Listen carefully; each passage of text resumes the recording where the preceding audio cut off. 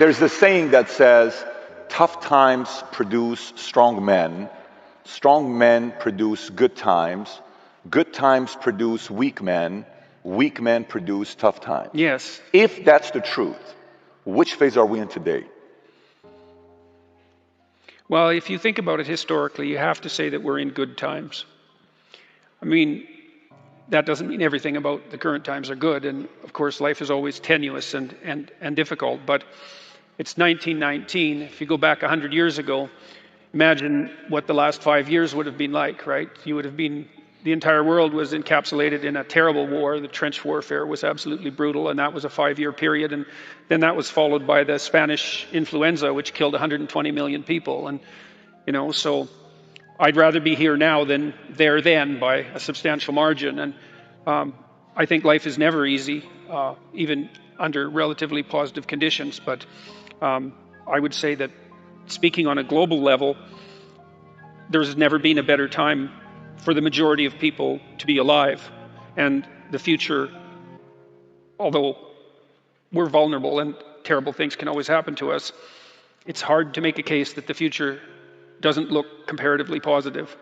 We're becoming extremely technologically sophisticated, and the world is changing at an incredibly rapid rate, and the only way we're going to be able to manage that in a positive way is if each of us, or as many of us as possible, are capable of making wise and careful and truthful decisions. And if we do that, then maybe things can continue to improve. The rate of absolute poverty in the world has fell by 50% between the year 2000 and the year 2012.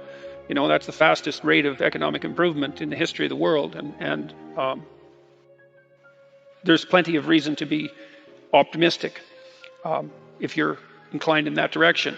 I would say it's best to marry that with a healthy dose of attentive caution, because, well, as I said, things can go badly wrong. But I can't think of a time in the past that I would trade for now, despite all the problems that are also part and parcel of being alive now. And I would say, start where you can start. If something announces itself to you as in need of repair, that you could repair, then hey, fix it. You fix 100 things like that, your life will be a lot different. I often tell people too, fix the things you repeat every day, because people tend to think of those as trivial. You get up, you brush your teeth, you have your breakfast, you have your routines that you go through every day. Well, those probably constitute 50% of your life. And people think, well, they're mundane, I don't need to pay attention to them. It's like, no, that's exactly wrong. The things you do every day, those are the most important things you do, hands down. Well, there isn't anything better to have than a problem that's worth solving, that's really worth solving, right? And so the more of that you take on, the more you have a reason to get out of bed in the morning, no matter what. I'm getting up, I'm trudging forward. Doesn't matter what I'm suffering from, I've got things that need to be done. They're necessary. And that gives you that sense of purpose that is the antidote to bitterness. Mm-hmm. So, yeah, there's lots of reasons to, because I thought for a long time, imagine you have a choice in front of you, because you do. So here's the choice. Your life is either meaningful or meaningless. Okay, so let's go through the meaningless part first. Because you think, well, of course I don't want it to be meaningless. It's like, yeah, just hold on a second. Nothing you do matters. And so impulsive pleasure is the order of the day. No responsibility. You can do whatever you want. It's like Pleasure Island in Pinocchio, right? It's like Neverland in Peter Pan. You're still a kid. You can play all the time. Yeah. Impulsive pleasure and no responsibility. That's the reward for meaninglessness. Well, but then the other side is, okay, well, let's say you want your life to be meaningful. It's like, okay, then what you do matters. It actually matters, right? You make a mistake, hurts you, hurts your family, hurts the world in a deeper way than you think. And you have to be awake to that. And then you have to take it on yourself. So you're at a particular stage right now, and that stage would involve a particular worldview and the behaviors that go along with that. So the perceptions and behaviors. But it's not enough, because you haven't mastered the whole world and you're making mistakes all the time. And then there's other neurological mechanisms so maybe that's a more left hemisphere phenomenon, the instantiation of that identity. Then there's right hemisphere mechanisms that are tracking your errors and keeping track of them. And the errors are an indication that your theory is incomplete. So the errors accumulate, and the information around the errors accumulate, and another identity starts to become formulated, and it solves all the problems your previous identity did, but also some additional ones. When you have an aha moment like that, it's the manifestation of that next identity that's making itself known. It's because it's being built from the bottom up. It isn't explicit yet. And then you'll encounter an explicit statement. You mentioned a couple there, and they map onto that. And that's the aha. It's like, oh yes, that's what ties together these things that I've been wrestling with in the back of my mind, right? Someone made it explicit. And that's that's one of the great things about language. That can also help fill in the gaps too, because then, you can start to make arguments based on that observation. That aha, that's the manifestation. That's my sense of it. There's this balance that has to be obtained between tradition and transformation. We have to have respect for both of them. You have to take into account what the consequence for your actions is going to be on the 50-year-old Tom and the 80-year-old Tom. And how do we know when something needs to be changed? We don't know. So we have to argue about it. And in order to argue about it effectively, we have to be able to talk to each other across our identity boundaries. And then we can decide, well, should this be maintained or should this be transformed? When you make your ideal explicit, it turns into your judge. Well, then you can listen to that judge and move forward and transform. But, it's pretty damn harsh. Because especially to begin with, you posit an ideal, especially if you're in a mess. God, every bit of you is being judged as unworthy. Yeah. Oof. It's like, wow, we can be really bad. We should do something about that. Like, that was unacceptable. Well, was it or not?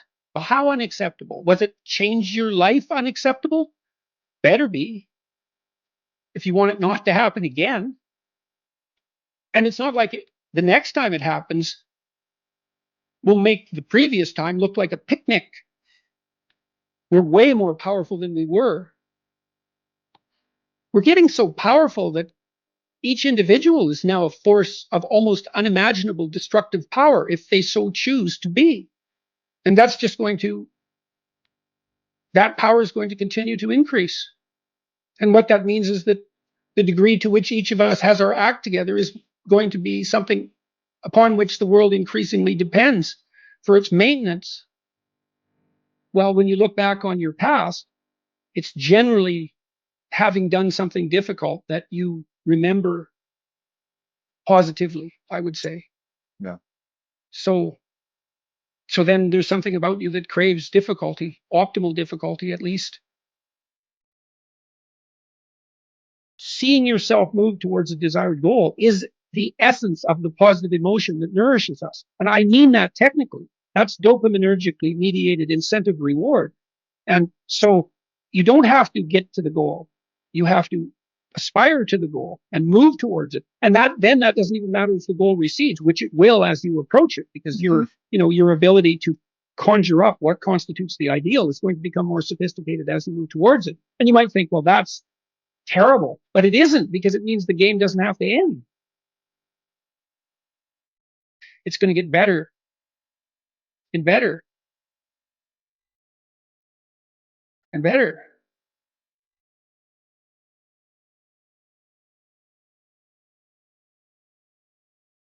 Learn to write. I'm dead serious. I'm dead serious about that. Because writing is formalized thinking. And so the way you write is, first of all, you need a problem.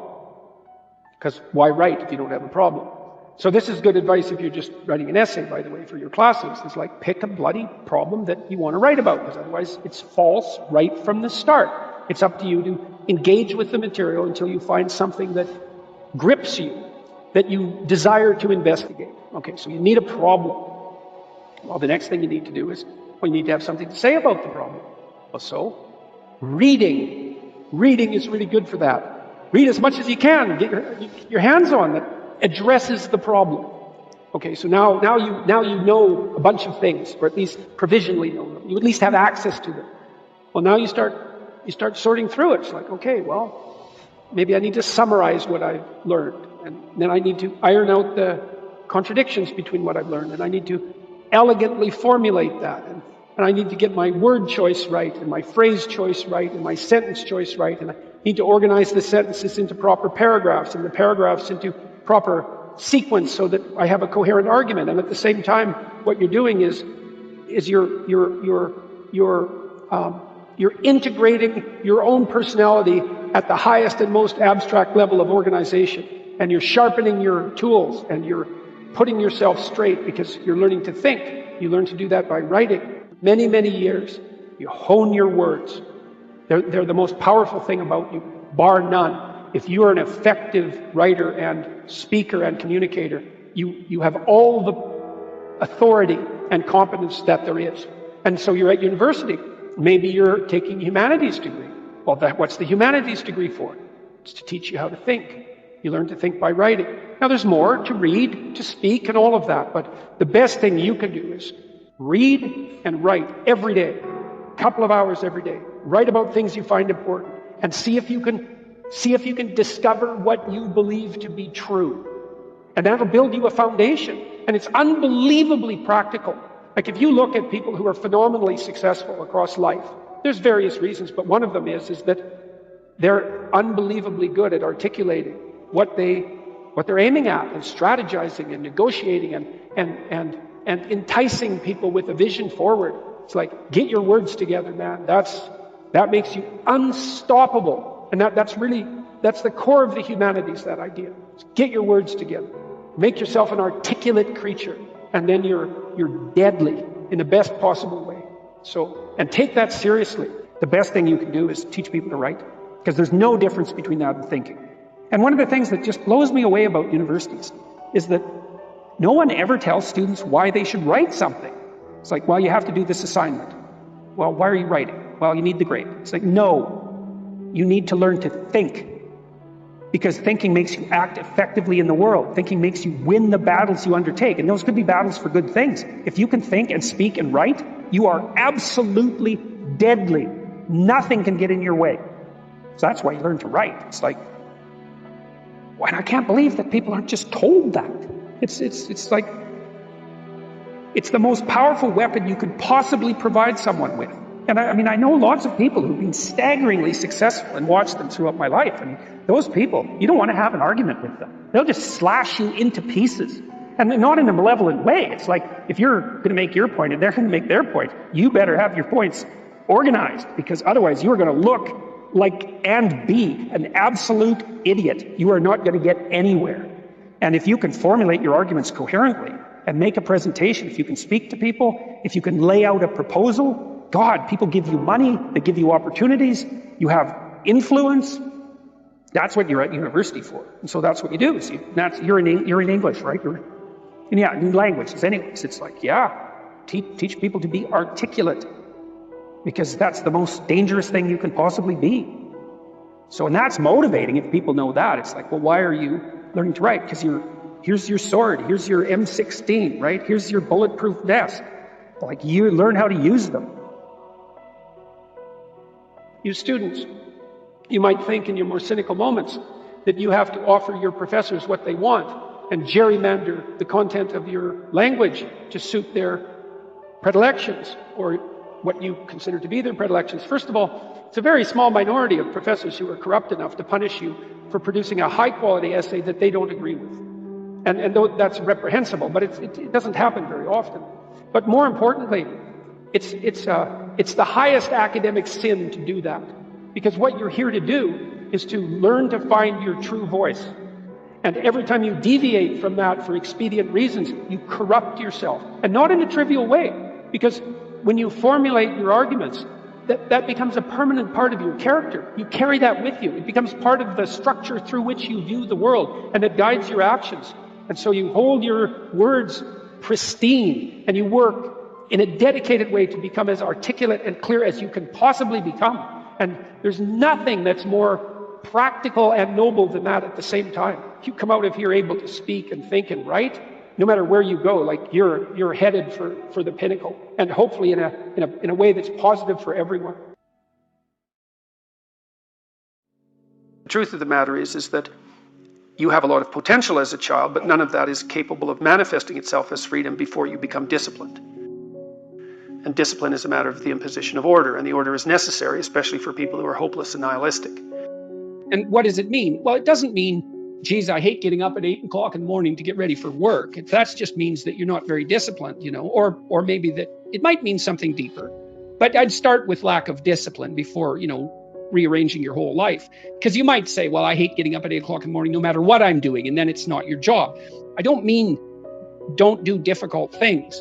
I mean, watch yourself, and if you see that you're doing things that make you hate yourself, then consider the cost of continuing. If something's valuable, you'll make sacrifices to attain it. And that discovery of sacrifice, I think that's what separates it's one of the primary factors separating human beings from animals. Because we discovered that we could let go of something we value in the present, and we would gain something we value even more in the future. Lay a disciplinary structure on yourself. Get the chaos in check. And then you can move towards a state that's freer, because it's discipline first. Like, look, if you're going to become a concert pianist, there's going to be several thousand hours of extraordinarily disciplined practice. That's the imposition of order on your potential, let's say. But what comes out of that is a much grander freedom. And so in virtually every freedom that you have in life that's true freedom is purchased at the price of discipline. But it's not some casual self-help doctrine. It's that if you don't organize yourself properly, you'll pay for it, and in a big way, and so will the people around you. Well, if you took on all the responsibility you could take on, and you faced everything that you needed to face, what would you be like? Who would you be? And how would the world transform around you? And, well, if the partial answer is, well, if I do that a little bit, things get a fair bit better, then the next question might be, well, what if you did that completely? And I don't think that's possible in some sense, right? It's like, perfection is a horizon that always recedes, but it isn't obvious to me what the upper limit of that is. And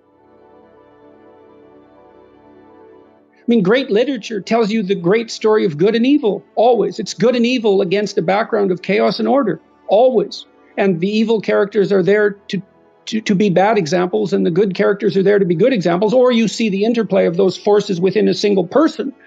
And it's a reminder of who you could be. If you don't know who you could be, your conscience will remind you when you deviate, and then you can start to attend to that. Think, well, look, I'm actually ashamed when I do this. I should stop. And unless I want to be ashamed all the time, it looks like I should stop. And then maybe you stop doing that, and then your conscience objects to something else, and maybe you stop doing that. And as that happens, you start to develop a vision of who you could be. You're someone in an out-of-the-way place at a particular time and place. And for you, what that means is that make contact with the highest of values. You have to bring that down to your particulars and figure out how you do that. It's going to be a way that no one else does it, because you're the only one that's you.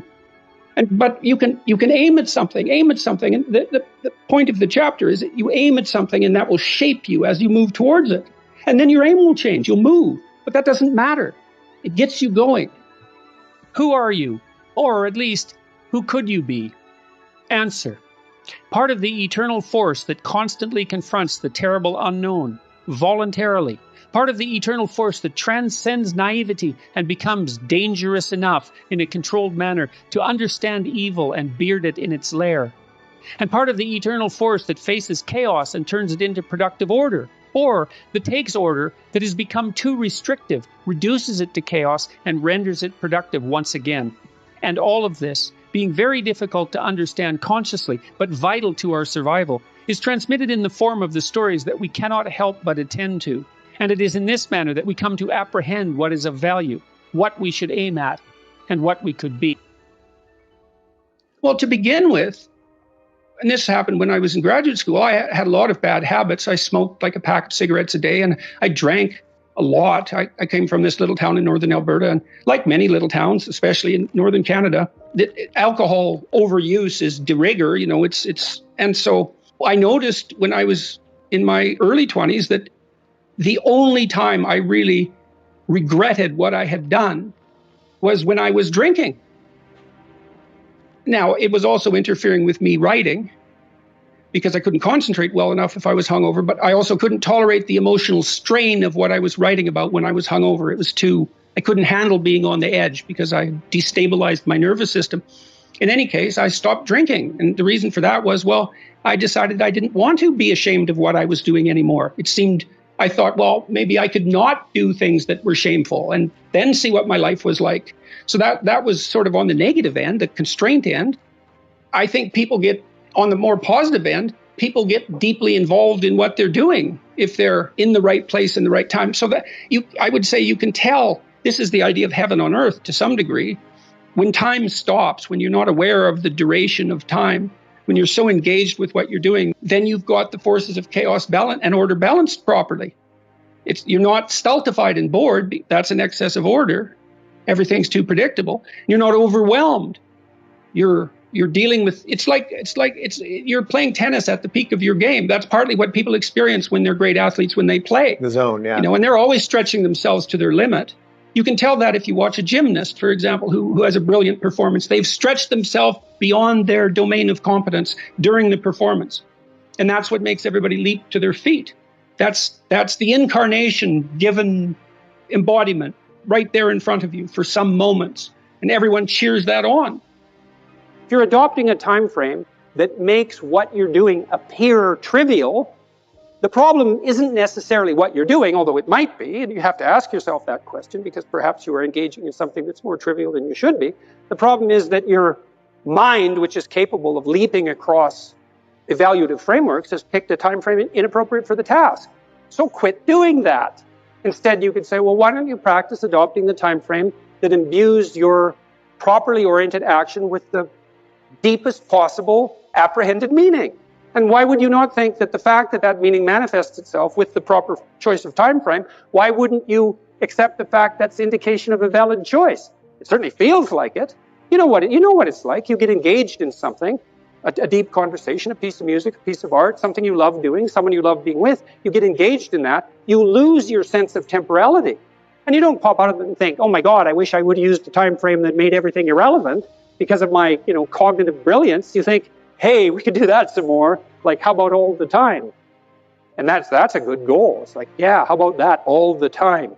And then you've got time right when you're engaged like that. And I would say that's a profound neurophysiological signal that you're in the right place at the right time, right? Because it's accompanied by a sense of deep well-being. And that's literally an antidote to suffering. The advantage to being deprived is that it's obvious what to do. Like if you're starving, then you eat. There's no question. But if you have enough to eat and you have enough shelter and you have enough information, maybe not as much as you could have, but enough, it starts to become difficult to decide what to do. And then you have another problem, which is that you can't decide what to do. And then you have to start to investigate value. So you should be responsible to yourself and your future self, the community of selves that you are across time. And then you should be responsible for and productive for as many people as you can manage. And so that might be first your intimate partner, your wife, second your parents, your siblings, your children, maybe your children primarily, although there's a trade-off there with your wife. Then your local community, then your broader community. You want to take on all that responsibility if you can, in a sense that's both productive and generous. That gives you something to do, justify your miserable life to yourself and everyone else, and you need to do that. It orients you solidly in the world if you do that, and it gives you a dragon to fight, a real one, and that's where the gold is. So compare yourself to who you were yesterday and not to who someone else is today. And that's a game you can win, because you could be a little better today than you were yesterday. And that's a good thing.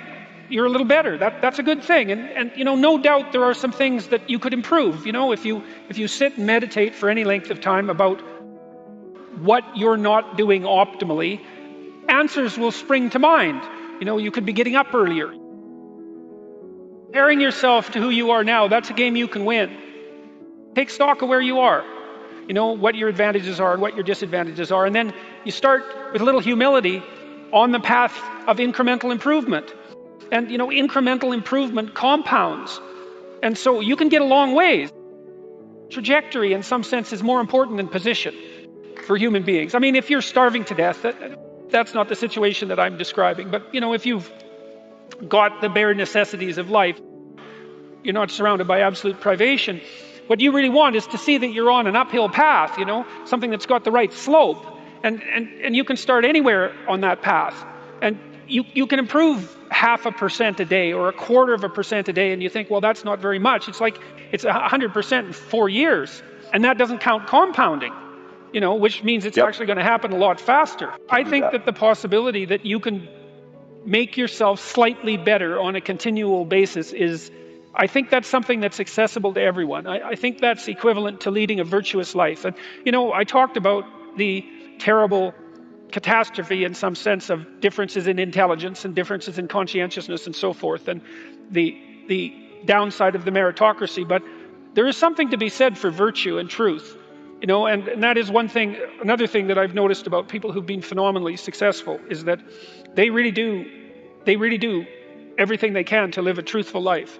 And that you can get a bloody long ways by being honest.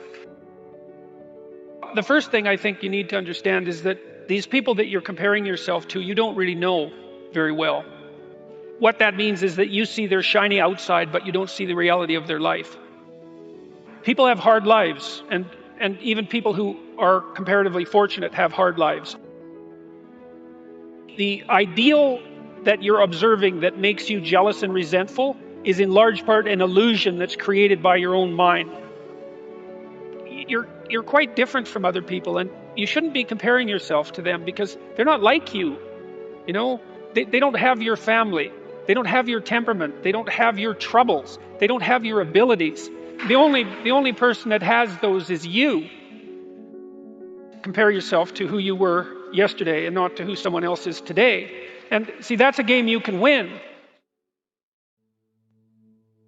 Most creative people fail at producing their creative product and monetizing it, right? So your default position, if you're a creative person, is you're going to fail.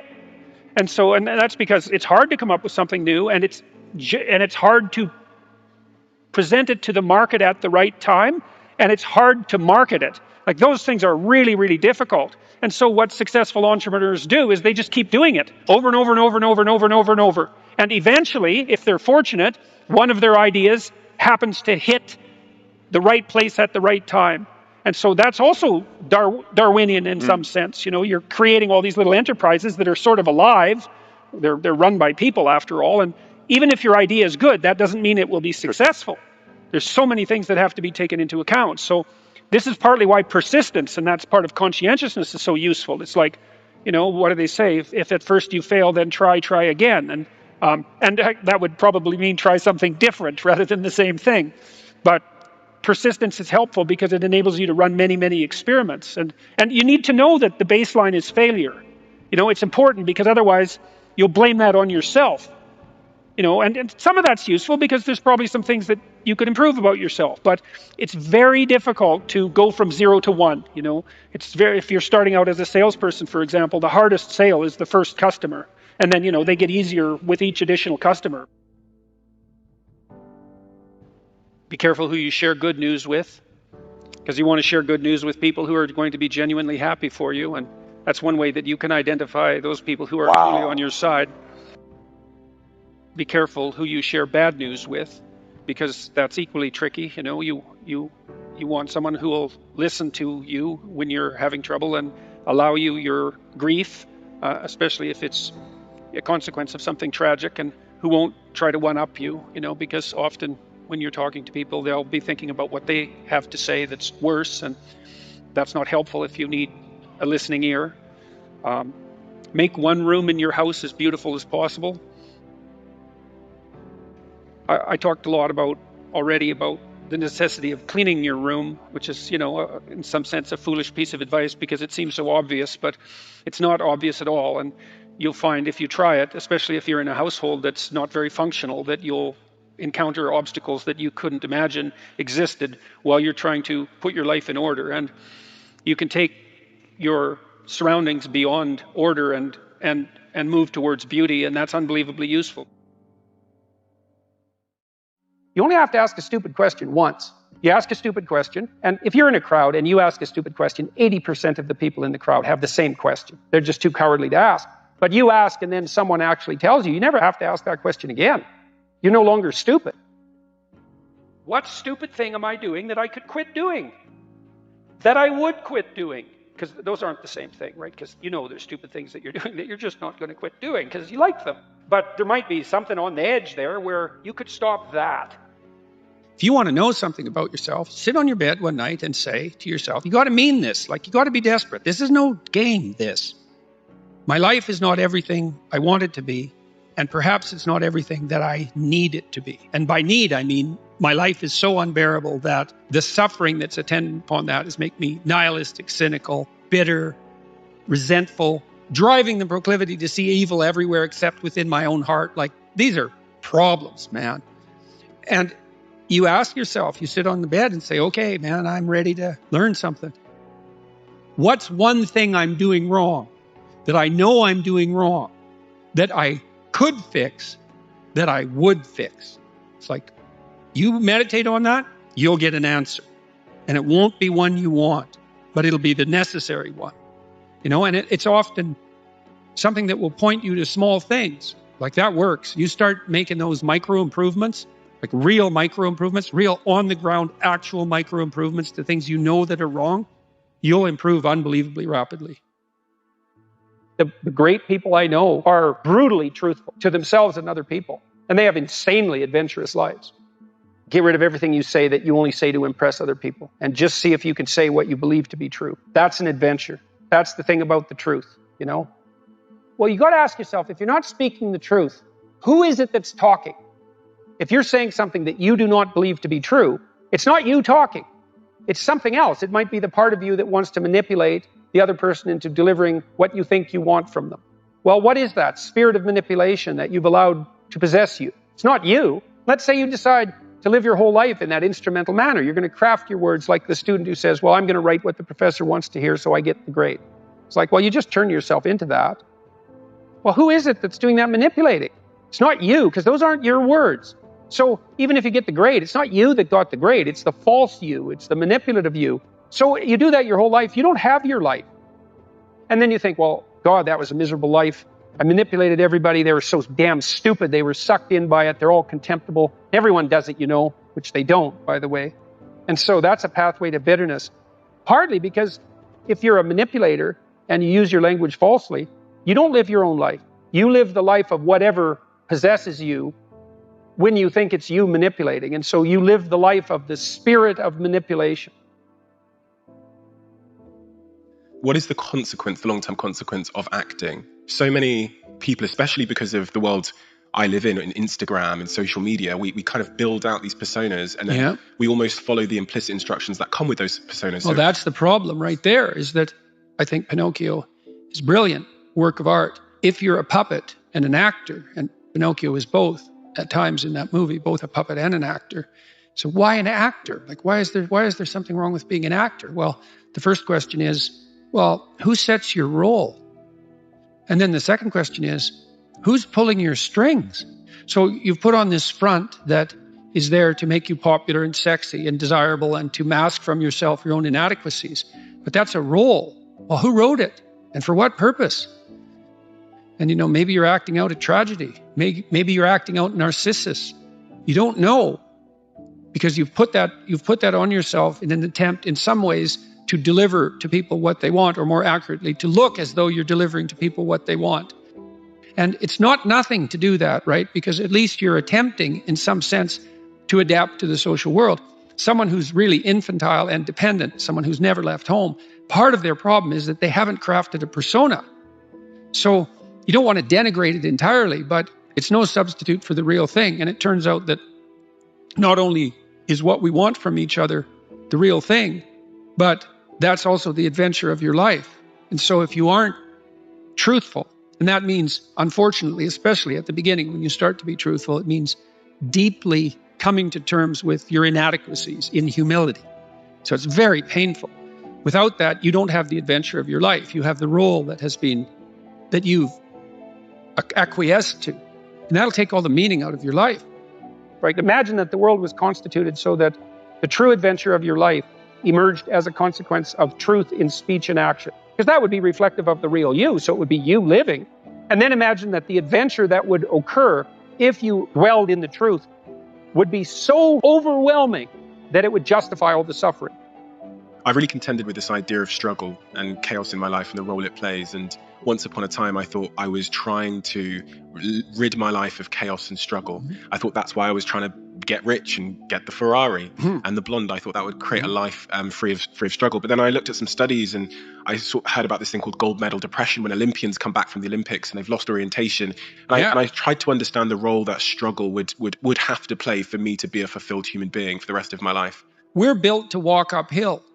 And when you reach the pinnacle of the hill, you want to stop and appreciate the vision. But the next thing you want is a higher hill in the distance, because it's the uphill climb that it's from the uphill climb that we derive our value. And I mean this technically.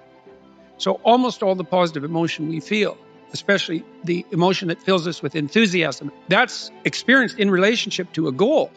And so in some sense, you want a goal that you can never attain. Right? So you can always move closer to the goal that recedes as you move towards it. You think, well, that's frustrating. It's like Sisyphus pushing the rock uphill. But it's not, because as you pursue that goal, you put yourself together and your life does get better and richer and more abundant. And that's why the highest levels of virtue and goal are in some sense transcendent. You want them to be above everything you're doing so you can continually move towards something that's more sublime and better. That's what you are. You're here to live, not to sleep.